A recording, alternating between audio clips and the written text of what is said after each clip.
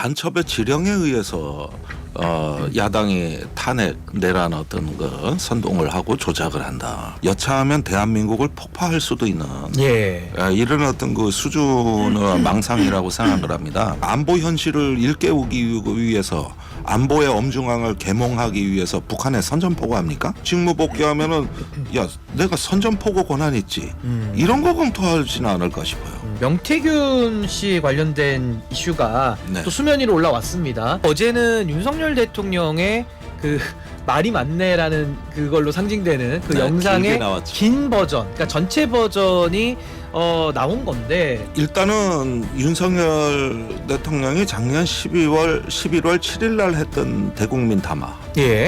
거기서 나는 공관위원장이 윤한홍인지도 몰랐다. 윤상현. 윤상현인지도 몰랐다. 이 말은 일단 깨졌어요. 이 얘기를 공관위원장이 누구라는 걸 알고 하는 전화라는 게 밝혀진 거죠. 당에다가 여사가 영향력을 행사한 그렇죠. 사건이 되는 거거든요.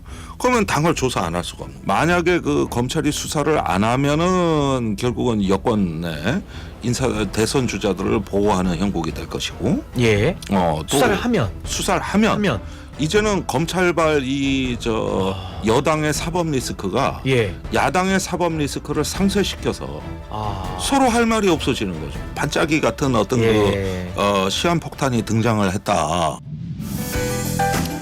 탄핵 심판이 변론 기일이 끝났다고 해서 모두 마무리가 된 것은 아닙니다.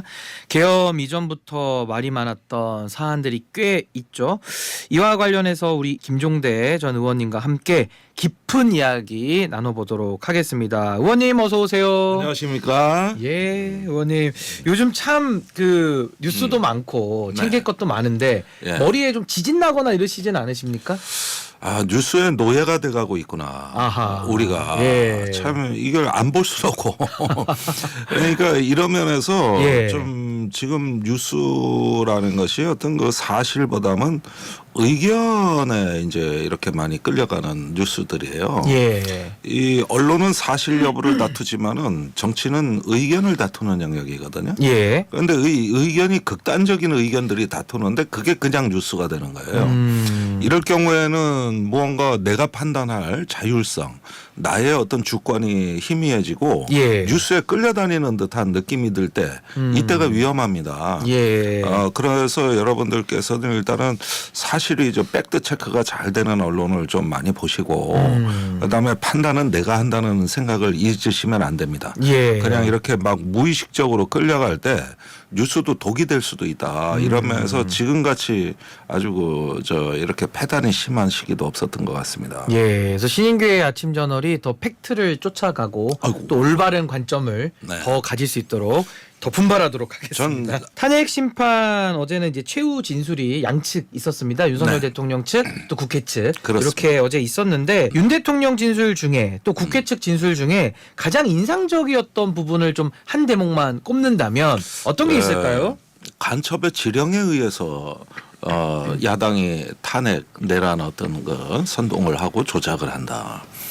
이런 어떤 대목은 우리 공동체를 이제 극단으로 분열시키고 여차하면 대한민국을 폭파할 수도 있는 이런 어떤 그 수준의 망상이라고 생각을 합니다. 물론 윤 대통령 본인의 주장이자 대리인들의 주장이라고 할 수 있겠는데 이런 것은 앞으로 우리 내부에 서로 의심하고 의심을 넘어서 신문을 하는 거죠. 같은 공동체 구성원들끼리 너는 누구냐, 우리 편 맞냐, 이런 식의 신문하는 문화, 검열하는 문화죠. 그 이후엔 배제하는 문화, 이걸 촉구하는 어떤 문턱이라고 볼 수 있겠는데 이게 어제 주종을 이뤘습니다. 그래서 뭐 야당이나 노조에서 하는 얘기가 북한 지령이다. 이렇게 얘기해 버리면 이제 자기 검열이 또 시작되고 이게 마음에 이제 심각한 트라우마가 되지는 않을까 굉장히 걱정스러운 대목이고요. 반면에 이런 어떤 가해자 이번 계엄을 제가 가해자들의 어떤 그 말의 성찬이라고 본다면은 국회 측 이제 피해자의 어떤 진술이 은 비교적 차분하고 설명하는 쪽거든요. 그러니까 한쪽은 막 공격적이고 우격다짐에다가 선동적이고 그래. 참 뭐 국회 측에서도 잘했죠. 잘했긴 했지만은 이걸 설명조로 이렇게 받으려니까 이게 민주주의가 참 어떤 이런 과정에서 공격자와 어떤 피해자라는 예. 이 구도가 자꾸 살아나는 것 같아 굉장히 안타까웠습니다. 그래서 이런 어떤 구도에서 우리가 하루 빨리 심판을 통해 가지고 이제 이 어떤 정치 선전장으로 활용되는 헌법재판이 깔끔하게 종료돼야만 치유되겠구나 예. 그런 생각을 좀 갖게 됐습니다. 아니 근데 윤 대통령이 지금까지 많은 말에 신뢰를 잃어버렸고 또 국민적 지지가 상당히 지금 변질된 상황에서 다시 들어가서 뭐 국민을 통합하고 개헌을 하겠다 이 말을 과연 어디까지 신뢰할 수 있겠느냐 이 문제가 좀 남을 것 같거든요. 신뢰 문제. 그 부분의 신뢰성은 따질 필요가 없다. 우선은 박근혜 대통령도 2016년에 탄핵 직전에 마지막으로 했던 말이 개헌입니다. 개헌 카드죠. 네. 예. 이 개헌 카드라는 거는 우리 한국 대통령제에서는 궁지에 몰린 대통령의 항상 탈출구 같은 어떤 담론으로 악용돼 왔다는 사실을 우리가 경험했다는 거. 이번에 비슷한 모양으로 펼쳐지고 있거든요. 이런 점에서 한 번은 속지 두 번은 속겠느냐. 이러는 거고 사실 그 개헌 자체는 좋은 거예요. 그렇죠. 그런데 그걸 어느 시점에 누가 말하느냐가 한국 정치에서는 소용돌이가 있단 말이에요. 그래서 그런 건 박근혜 대통령의 지금 데자부 형식으로 인한 일종의 어떤 기술이다. 이렇게 얘기할 수 있겠고 또 계엄을 이제 비상대권으로 이렇게 악용하고 국민에 경고하기 위해서였다면은 선전포고도 대통령 권한입니다. 그렇습니다. 우리나라에.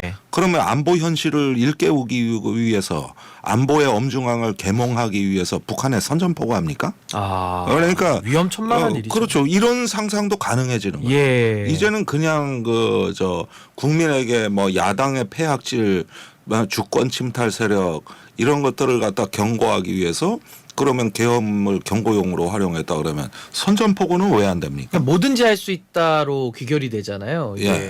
그래서 전쟁의 어떤 위험을 자기 대통령 권한으로 할 수 있으니까 그렇게 되면은 나라가 한순간에 전쟁으로 가는 수도 있는 건데 이것도 안보 현실이 어려우니까 계엄이냐 하는 거냐.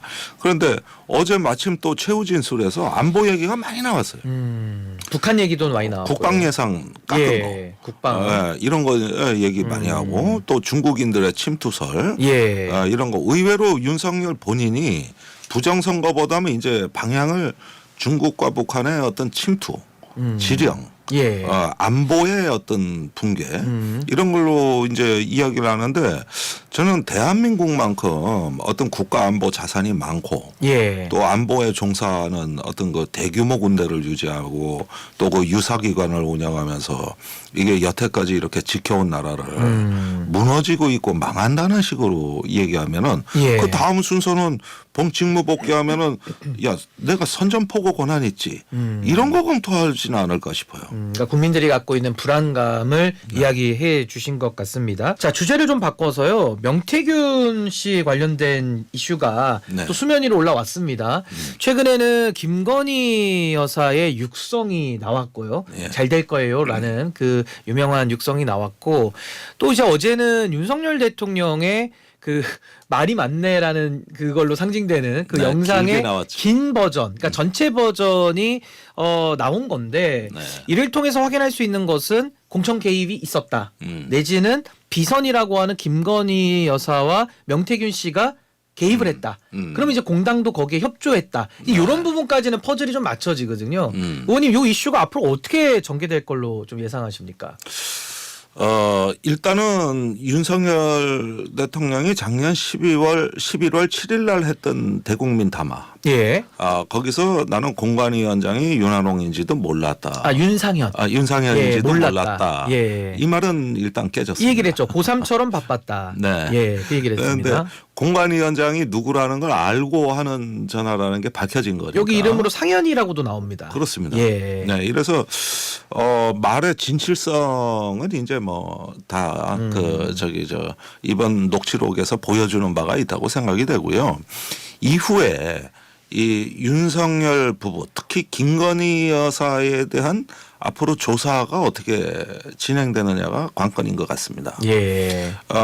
창원지검의 8명의 검사는 필요하다는 의견을 올린 거거든요. 네.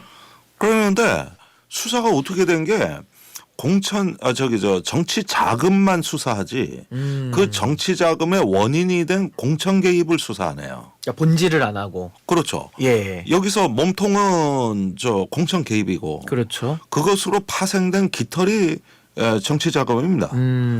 그런데 정치 자금으로 수사가 제한된 예. 상한선을 그어놓고 사건을 중앙지검으로 가져간 거거든요.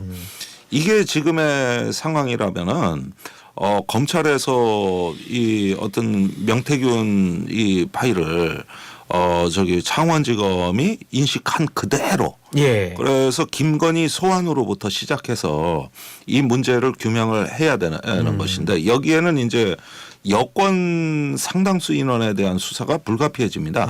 이게 공천 개입이니까. 그러니까 당에서 일어난 일입니다. 결과적으로. 예. 당에다가 여사가 영향력을 행사한 그렇죠. 사건이 되는 거거든요. 그러면 당을 조사 안 할 수가 없는 거죠. 다시 말해서 이 수사를 하느냐 마느냐가 이제 대선 한복판으로 가는 거예요. 어허. 그러니까 검찰이 예.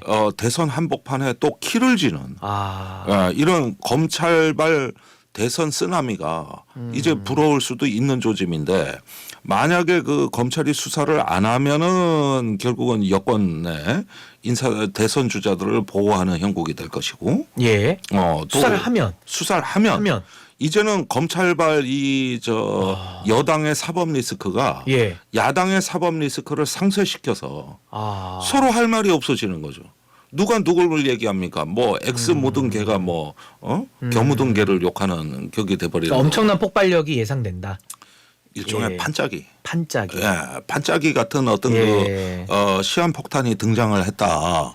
그런데 이제 법의 정의로 봤을 때는 이렇게 정치 자금을 광범위하게 수사했고 증거물이 차고 넘치고 예. 그다음에 수사했던 8명의 검사가 연명을 해서 조사 보고서를 내면서 이걸 건의를 했다 그러면은 일단은 중앙지검에서는 지금과 같은 권력의 공백기에 뭔가 어떤 법과 정의를 실현하는 결정을 내려줘야 되는데 안 그러면은 올해 대선이 어떻게 되느냐와 관계없이 또 대한민국이 그냥 온갖 오물통 늪에 빠져가지고 그 후폭풍과 후유증이 대선 이후라고 한들 잠잠해지겠냐 이게. 그러니까 우리가 조금 이런 전체적인 걸 보는 통찰력을 발휘해야 되는 대목은 바로 이런 명태균 어떤 게이트 문제와 계엄이 불가분의 관계에 있었다는 거. 예. 바로 이 명태균 게이트로부터 시작해서 계엄이 선포됐고 탄핵이 되고 그러면서 작금의 대선에 이르는 일종의 어떤 나비 효과 같은 거거든요. 그러니까 제때 뭘 하나 매듭 짓기 못하니까 사실 명태균하고 공천은 몇몇 정치인들하고 김 여사 명태균의 문제였다면 이 한 줌도 안 되는 무리가 대한민국 전체 일상을 깨버리는 이런 무서운 일이 일어났다는 거에 대해서 전율을 해야 된다고 생각합니다. 예.